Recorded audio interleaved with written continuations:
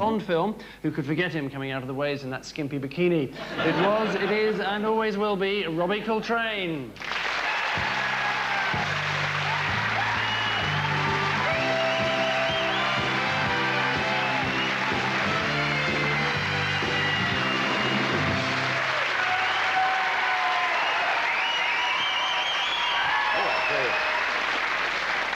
How are you?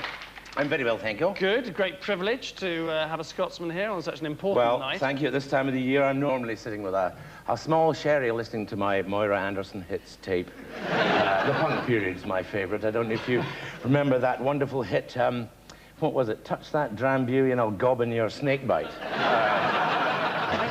That one Moira, the secret years, right. It was called, yes. Now, I have to drag you onto the news, because that's obviously what you're here for. Events at the White House, I guess, dominated overseas news this year. Well, being in America doing all that stuff, of course, there were endless Monica Lewinsky jokes, most of which one could not repeat. One would be off stage quicker than you can say blowjob, but right.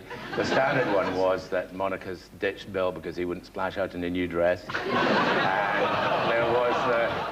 there was also the one about... what are the other ones you can't tell? When he was giving evidence, he said, it's all a misunderstanding. I'm afraid Miss Lewinsky completely misheard me. What I said was, Miss Lewinsky, you have to sack my cook and hold my calls. Thank you. Also, they polled 5,000 American women. They said, would you sleep with Bill Clinton? And 75% of them said, never again. So did you catch Titanic? I did, and I have to say I'm a complete anorak about the Titanic. I have bits of the sister ship, the Olympic, in my house. People think I've got a filthy great 40-foot propeller in the sitting room, which I do. No, I have some wooden panels from it. Right. And I must say that the most exciting bits for me were the engine room scenes, because they got it absolutely right, even down to the chief engineer heating his soup on the steam pipe. I mean, which they did. And you think, why? Well, yes, quite. I'm glad you're interested about it. I thought that was a fantastic bit of detailing. And where did you get these bits of boats? Do you go to auctions? Well, it's all a bit brown envelope, actually. You get a phone call. Bloody big envelope. Yes. And, you know, somebody phones you up and says, oh, here there's some light fittings from the Britannic. You know, it's all a bit like that. What, and carrying an enormous... Yes, that's right. Yeah. He's carrying a 1,000-ton steam engine. But you don't live over in the States, do you? You're a Scotsman who still lives in Scotland? I am, and some people are amazed. Some people say, yeah, so you actually live there? You actually live there? How do you manage? And I say, well, we've got all the facilities. You know, we've got running water and electricity and colour television and drugs and the crankies, you know. What else does a boy need? And you do sometimes meet people in London who say things like, oh, you're Scottish, fantastic, so am I. I'm Scottish. By which they mean they own big wadges of it and go up once a year and maim thousands of animals, which is not quite the same thing. Not exactly the same thing. So you've got a busy schedule, generally. How do you keep up with events? Busy schedule. I keep up with events. I keep up by, well, like most people, by reading Hello.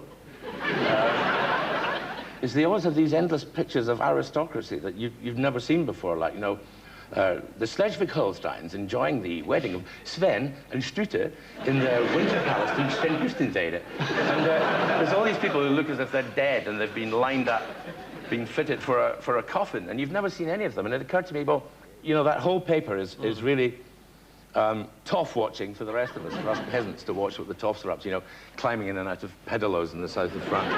And that maybe they should have a sister paper for the toffs to watch the rest of us, you know, and instead of calling it Hello, you could call it Watcher.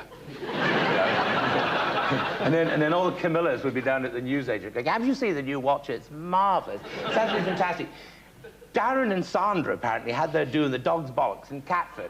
And poor old Darren was sporting a dreadful shine. It was apparently he was well out of order in the speech and called somebody a slag.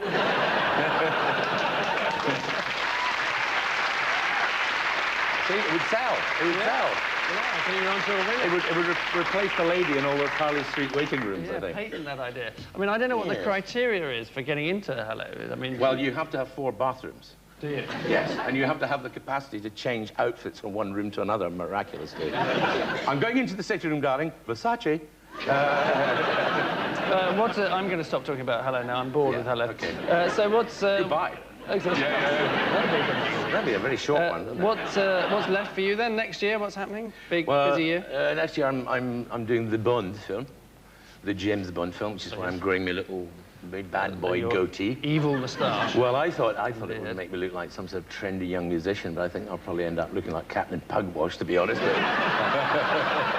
There you go. You don't have to agree. And what's the part? I'm playing a small blonde acrobat. People can be so cruel, can't they? Right. I am. I can't remember whether I'm resuming my role. I think they call it. Right. No, what do you call it when you play the same part twice? I think it's called resuming your role. Resuming your role. Right. Well done. Well done. Yes, I can see why you got the nice seat.